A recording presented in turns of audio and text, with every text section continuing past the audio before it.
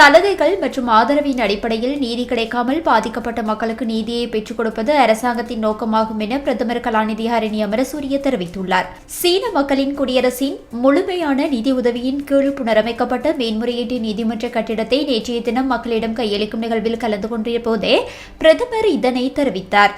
ஒரு நாட்டின் நீதி முறைமையில் நாட்டு மக்களுக்கு நீதி வழங்குவதற்கான வசதிகளுக்காக செய்யப்படும் முதலீடு நாட்டுக்கும் அதன் மக்களுக்குமான அர்ப்பணிப்பின் பிரதிபலிப்பாகும். இது வெறுமனே ஒரு கட்டிடம் மட்டுமல்ல, இது நீதி, சமத்துவம் மற்றும் கண்ணியத்தின் சின்னமாகும்.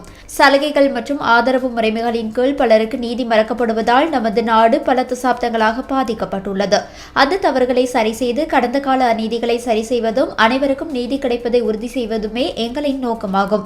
பெண்கள், சிறுவர்கள், மாற்றுத்திறனாளிகள் உட்பட அனைவரும் நீதியை எதிர்பார்க்கின்றனர்.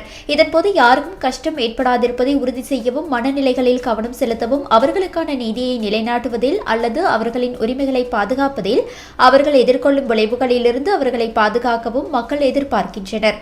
இந்த செயற்பாட்டில் அனைத்து செயற்பாட்டாளர்களும் மரியாதையுடன் நடத்தப்பட வேண்டும்.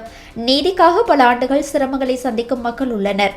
அவர்களின் நீதிக்காக அவர்களுக்கு கிடைக்க வேண்டிய கரிசனையை நாங்கள் உறுதி செய்கின்றோம். நீதிக்காக அவர்கள் அச்சுறுத்தல் அல்லது அடக்குமுறை அல்லது துன்புறுத்தலுக்கு ஆளாகக்கூடாது. மக்கள் சீன குடியரசின் பெருந்தன்மைக்கும் இந்நாட்டு மக்களுக்காக நீதிக்காக அவர்கள் வழங்கிய ஆதரவுக்கும் நன்றியை தெரிவித்துக் கொள்வதாக இதன்போது பிரதமர் தெரிவித்தார். Justice is for our protection.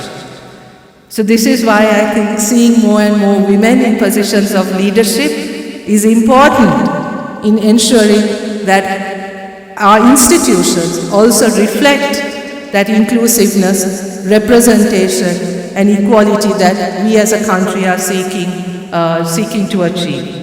Finally, I would like to thank the Ambassador, the People's Republic of China, for their generosity and their support in enabling.